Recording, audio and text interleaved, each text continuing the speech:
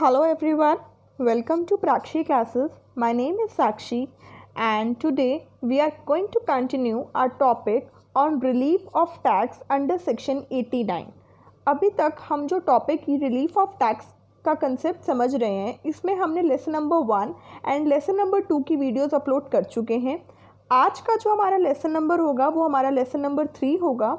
इस lesson number 3 में हम एक प्रैक्टिकल क्वेश्चन सॉल्व करेंगे कि कैसे आपके पास 8 या 10 या 16 मार्क्स का क्वेश्चन आएगा जिसमें आपको रिलीफ का अमाउंट निकालना होगा। ठीक है, तो ये जो प्रैक्टिकल क्वेश्चन है ये आपको तभी समझ आएगा जब आपको लेसन नंबर 2 में स्टेप्स याद होंगे।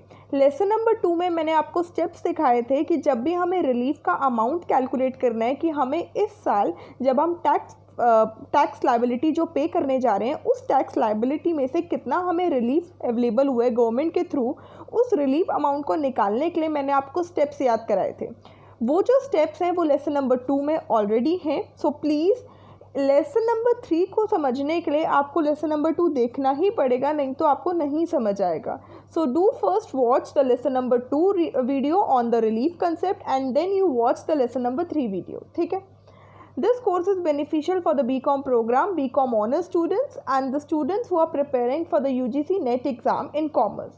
This relief concept is most important and the rebate concept, क्योंकि ये जो दोनों क्वेश्चंस हैं ये आपके थ्योरी में भी आ सकते हैं राइट अ शॉर्ट नोट के लिए, और आपके पास प्रैक्टिकल क्वेश्चन भी आ सकते हैं। और अगर आपके पास राइट अ डिटेल्ड नोट आया ऑन द कंसेप्ट रिबेट या on the concept relief of tax, तो आपको थ्योरी भी एक्सप्लेन करनी है उसमें और प्रैक्टिकल अप्रोच भी एक्सप्लेन करनी है। तो रिबेट ऑफ टैक्स की भी वीडियोस मेरे चैनल प्राक्षी क्लासेस पर हैं और आपकी रिलीफ ऑफ टैक्स की भी वीडियोस प्राक्षी चैनल क्लासेस पे हैं। ठीक है, so first subscribe to my channel that is Prakshi classes so that आप कोई भी वीडियो को मिस ना कर सकें।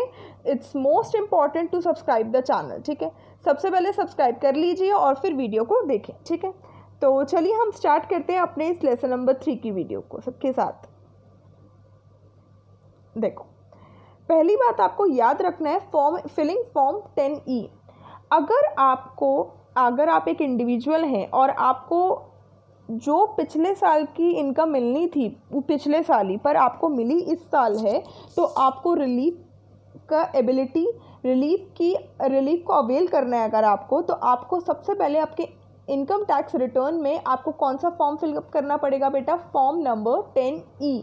This form 10E is basically meant to get the relief option to claim the benefits under section 89। अगर आपको बेनिफिट किसका क्लेम करना है? रिलीफ का। किसके सेक्शन के अंडर? 89 सेक्शन के under. Filing of form 10E is mandatory. आपको ये 10E का फॉर्म फाइल अप करना ही पड़ेगा, ये मैंडेटरी है। ठीक है, कंपल्सरी है। This form can be filed online on the income tax e filing portal. जब आप ITR income tax return file up कर रहे होंगे ऑनलाइन, तो आपको 10E का जो फॉर्म होता है वो फिलअप करना पड़ेगा to avail the benefit of the relief. तो ये याद रखिएगा, अगर आपको रिलीफ अंडर सेक्शन 89 अवेल करना है तो आपको कौन सा फॉर्म फिलअप करना है? Form 10E, right? ओके, अब हम मूव ऑन कर रहे हैं अपने प्रैक्टिकल क्वेश्चन पे। Practical question for better understanding of relief of tax under section 89। ये एक प्रैक्टिकल क्वेश्चन है जिसमें आप क्लैरिटी हो जाएगी आपको कि आपको 16 मार्क्स का अगर क्वेश्चन आता है तो आपको कैसे एक्सप्लेन करना है। From the following information compute the relief available under section 89। Assessment year 1920, assessment year 1819। Total income assessment year 1920 की कितनी है? 5,85,000 और असेसमेंट ईयर 1819 की टोटल इनकम कितनी है? 3 lakh. Total income of 5,85,000 includes arrears of salary for the assessment year 18-19 was 40,000। जो आपकी ये 19-20 असेसमेंट ईयर में आपने इनकम कमाई है 5,85,000, इस 5,85,000 में 40,000 इंक्लूडेड है। ये 40,000 किसके हैं? ये बिलोंग तो 18-19 से करते हैं बट ये एरियर्स हैं, दैट मीन्स आपको मिले कब है? 19-20 में। पर ये है किसकी इनकम? 18-19 क्या मिली कब है? 19-20 में। तो जब भी इनकम पिछले साल की हो और मिली इस साल है तो हमेशा याद रखिएगा आपकी इनकम बढ़ रही है और आपकी इनकम के बढ़ने से आपका टैक्स बर्डन बढ़ रहा है। और अगर आपका टैक्स बर्डन बढ़ रहा है तो इंडिविजुअल हमेशा क्या क्लेम करता है? रिलीफ क्लेम करता है। ठीक है, तो अब क्वेश्चन को करने से पहले आपको अपने स्टेप्स याद रखने हैं। इस क्वेश्चन में रिलीफ का कंसेप्ट आ गया, ये हमें पता चल गया। अब हमें जब भी रिलीफ को अवेल करना है तो हमें स्टेप्स याद रखने हैं। ठीक है, तो पहला स्टेप नंबर 1 क्या होता है? स्टेप नंबर 1 होता है कि हमें कंप्यूट करना है किसका कितना टैक्स अमाउंट हमें पे करना है। कब? Assessment year 1920। पर हम ये क्या मानेंगे? जब हमने अपनी टोटल इनकम में इंक्लूड कर रहा है एरियर्स को या एडवांस को। दैट मीन्स जो मेरी असेसमेंट ईयर में 1920 में इनकम कितनी है? 5,85,000। इस 5,85,000 में ऑलरेडी 40,000 जो पिछले साल की सैलरी एरियर्स है वो इस साल में ऑलरेडी ऐड हो चुका है और मुझे ऐड करना ही था, तो ऑलरेडी एडेड है तो मुझे कुछ नहीं करना। टोटल इनकम बेटा कितनी है? 5,85,000। ठीक है, इस टोटल इनकम पे हमें क्या लगाना होता है? टैक्स। हमें पता है टैक्स कैसे लगता है? According to the slab rate. पहला स्लैब रेट क्या है? 2.5 लाख। पहले के 2.5 लाख पे निल। ठीक है, दैट मीन्स 5,85,000 में से पहले के 2.5 लाख चले गए, तो 5,85,000 में पहले के 2.5 लाख चले गए। जितना भी अमाउंट बचा उस पर आप कितने पे लगाओगे? 5% पे टैक्स लगाओगे। बात क्लियर हो रही है? समझ आ रहा है? अब आपने इस पे 5% पे टैक्स लगाया तो ये कितना बना? 29,500। ये आपका टैक्स अमाउंट आ गया। क्लियर? ओके। अब इसमें आप क्या ऐड करते हैं? Education cess. ये असेसमेंट ईयर 1920 है तो जो एजुकेशन सेस और हेल्थ सेस है वो आपका 4% है। तो 4% किसका? 29,500 का 4% होता है 1180। क्लियर? दैट मीन्स ये टैक्स लाइबिलिटी है 5,85,000 पे और ये जो 1180 है ये एक्स्ट्रा टैक्स लाइबिलिटी है ऑन द टैक्स अमाउंट पे, एसएस है। ठीक है, इन दोनों को ऐड किया तो मेरे पास कितना टैक्स अमाउंट आया? 30,680। ये मुझे टैक्स पे करना है असेसमेंट ईयर 1920 में। क्लियर? कितना पे करना है? 30,680। इसको आप क्या मार्क कर देंगे? ए नाम मार्क कर देंगे। यहाँ तक क्लियर हुई कंसेप्ट? ओके। अब हम मूव कर रहे हैं अपने स्टेप नंबर 2 में। स्टेप नंबर 2 कहता है आपको कंप्यूट करना है टैक्स पेबल असेसमेंट ईयर 1920 का भी। अभी भी आप 1920 का ही पहले टैक्स पेबल कंप्यूट करके आए हो, बट उधर क्या था? उधर ये था कि जो आपकी टोटल इनकम है उसमें एरियर्स एडेड थे। इधर क्या है कि इसमें टोटल इनकम में आप एक्सक्लूड्स करेंगे एरियर को। वैसे आपने असेसमेंट ईयर में आपको कितनी टोटल इनकम मिली है? 5,85,000। इस 5,85,000 में 40,000 ऑलरेडी एडेड है, बट मुझे अब क्या करना है बेटा? एक्सक्लूड करना है। मुझे नहीं चाहिए भाई, तो 5,85,000 में 40,000 हटा दो तो बताओ कितनी टोटल इनकम हुई? 5,45,000। इस 5,45,000 टोटल इनकम पे आप क्या निकालेंगे? टैक्स। अब पता चला step number 1 and step number 2 में क्या फ़र्क है। स्टेप नंबर 1 में ये है कि आप टोटल इनकम पे निकालेंगे करंट ईयर की ही, पर उसमें आपका ऑलरेडी जो एरियर्स है वो ऐड होना चाहिए। और स्टेप नंबर 2 में क्या है? आप करंट ईयर की ही टोटल इनकम पे टैक्स निकालेंगे, पर इसमें क्या है कि आपकी टोटल इनकम से एक्सक्लूड होना चाहिए आपकी एरियर्स की इनकम। क्लियर? अब अगर आपको 5,45,000 पे टैक्स निकालना है तो वही स्लैब रेट के अकॉर्डिंग टैक्स निकलता है। पहले के 2.5 लाख रुपए पे टैक्स कितना होता है? निल। उसके बाद दूसरे 5,45,000 में से अगर 2.5 लाख चला गया तो कितना बचा? जितना भी अमाउंट बचा उसके 5% कितना टैक्स लगता है? 21,500। क्लियर हुआ पॉइंट? पक्का? ओके, ये 90 ठीक है, यहाँ तक समझ आया? तो 21,500 हुआ। अब इस 21,500 पे सेस लगेगा। एजुकेशन सेस लगा कितना? 4%। तो 21,500 का 4% कितना हुआ? 860। दोनों को अमाउंट को ऐड करो तो टोटल टैक्स लायबिलिटी हो जाएगी कितनी? 22,360। अब ये देख रहे हो कि एक बार अगर उस टोटल इनकम में एरियर्स ऐड कर रहे हो तो कितना टैक्स अमाउंट बन रहा है, और एक बार जब उस टोटल इनकम में एरियर्स ऐड नहीं कर रहे हो तो कितना अमाउंट बन रहा है। यहाँ तक क्लियर? स्टेप्स क्लियर हुए? ओके। और इसको आप क्या नाम दे देंगे? बी। ठीक है, अब हमें क्या करना है? आगे देखो, difference between both the values of tax. अब आपको डिफरेंस कैलकुलेट करना है किस में? टैक्स की वैल्यू में। कब? जब आपने एरियर्स को इंक्लूड करा है टोटल इनकम में, और जब when arrears are excluded from total income. जब आपने टोटल इनकम में एरियर्स को इंक्लूड किया तो आपने उसका जो अमाउंट टैक्स का निकला था उसको आपने नाम दिया था ए, और जब आपने अपनी टोटल इनकम में से एरियर्स को एक्सक्लूड किया था उतना जो टैक्स निकला उसको आपने नाम दिया था बी। और ए में से जब बी माइनस हो जाएगा तो आपके पास क्या अमाउंट आएगा? उसको आप नाम देंगे एक्स। बेटा देखो, जब आपने अपनी टोटल इनकम में एरियर्स को ऐड किया था तो टोटल इनकम पे टैक्स कितना बन रहा है? जिसको आपने नाम दिया था ए, दैट इज 30,680। ठीक है, और जब आपने अपनी टोटल इनकम पे एक्सक्लूड किया था, एरियर्स को नहीं लिया था, तो उस पर टैक्स कितना बन रहा है? 22,360, जिसको आपने नाम दिया था बी। इसका मतलब अब मुझे करना क्या है? मुझे ए माइनस बी करना है। 30,680 में से 22,360 को माइनस करना है। तो ये मेरे पास कितना आया बेटा? ये मेरे पास आया 8,320। बात क्लियर हुई है? समझ आया है? पक्का? मैंने कुछ नहीं किया, मैंने ए अमाउंट में से किसको माइनस कर दिया है, बी के अमाउंट को। किसको माइनस कर दिया, बी के अमाउंट को। तो मेरे पास क्या आंसर आ गया, मेरे पास एक्स का अमाउंट आ गया। ठीक है, यहाँ तक क्लियर, ओके। अब हम आगे बढ़ते हैं। ये जो हमारा स्टेप होगा ये हमारा नेक्स्ट स्टेप होगा। अब हमें किसका कंप्यूटेशन करनी है, टैक्स पेबल की करनी है, प्रीवियस ईयर की। जो हमारा असेसमेंट ईयर क्या है, 18-19।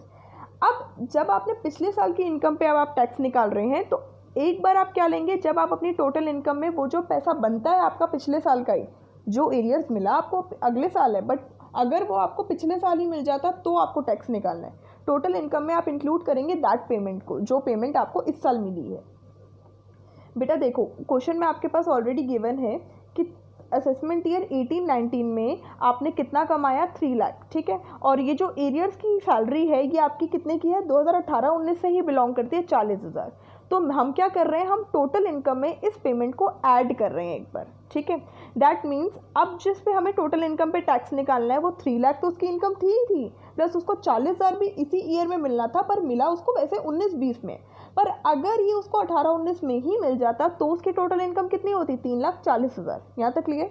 अब आप टैक्स लगाते हैं किस पे, 2.5 लाख पे, स्लैब रेट के अकॉर्डिंग। तो पहले के 2.5 लाख पे निल, उसके बाद बचा अमाउंट कितना है, 3,40,000 में से 2.5 लाख माइनस किया तो 90,000। 90,000 का 5% लगा तो कितना होता है, 4,500। फिर अब आप इसमें से मैंने लेस क्यों किया, रिबेट, क्योंकि बेटा रिबेट का कंसेप्ट यहाँ पे आता है। क्यों, क्योंकि अगर किसी भी इंडिविजुअल की टोटल इनकम 3.5 लाख 3,50,000 से कम होती है तो उसको मैंने क्या सिखाया था आपको, उसको रिबेट मिलता है, सिखाया था ना। पहले वाले केस में उसकी टोटल इनकम 5 लाख से अबव थी, इसलिए रिबेट का कंसेप्ट तो आ ही नहीं सकता। रिबेट का कंसेप्ट तभी आता है जब टोटल इनकम इंडिविजुअल की 3.5 लाख से ऊपर हो, सॉरी 3.5 लाख से कम हो। तो यहाँ पे 3.5 लाख से कम ही तो है, तो रिबेट तो बनता ही है। और कितना रिबेट का अमाउंट मिलता है, अप टू ₹2500। तो बेटा 4,500 उसका टैक्स बन रहा था, उसमें से रिबेट कट गया तो कितना बचा, 2,000। उस पे से एजुकेशन सेस लगेगा। अब आप ये सोचेंगे कि मैंने 3% क्यों लिखा है, क्योंकि बेटा 2018-19 में अगर हम देखें तो एजुकेशन सेस 3% था। 19-20 के असेसमेंट ईयर से ऑनवर्ड्स एजुकेशन और हेल्थ सेकेंडरी सेस जो हो गया आपका, वो आपका क्या हो गया है, 4%। ये ध्यान रखिएगा, जब भी आप क्वेश्चन करेंगे ये आपके पास प्रैक्टिकल क्वेश्चन में आपको ध्यान रखना है कि अगर आपके पास असेसमेंट ईयर 18-19 है तो एजुकेशन सेस आप 3% लगाएंगे, बट अगर आपके पास असेसमेंट ईयर 19-20 है और ऑनवर्ड्स हैं तो आप एजुकेशन सेस 4% लगाएंगे। ठीक है, तो 3% किसका, जो आपका फाइनल टैक्स अमाउंट है दैट इज 2,000। 2,000 का 3% निकाला तो 60।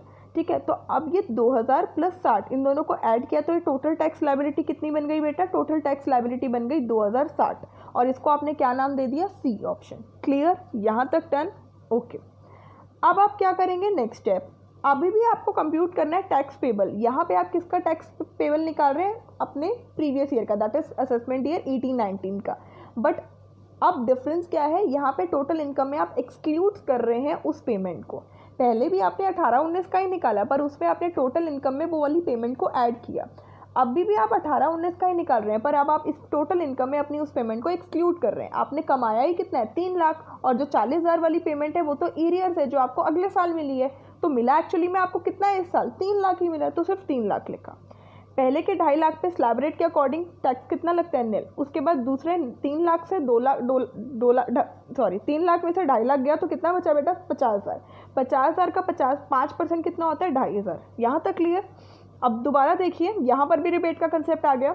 जिस भी इंडिविजुअल की अगर टोटल इनकम 3.5 लाख से कम होती है तो उसे रिबेट मिलती है। तो बेटा यहाँ तो इनकम 3 लाख है, जो 3.5 लाख से कम है, तो रिबेट का ऑप्शन अवेलेबल है। और रिबेट आपको कब तक, कहाँ तक मिलती है, अप टू ₹2500।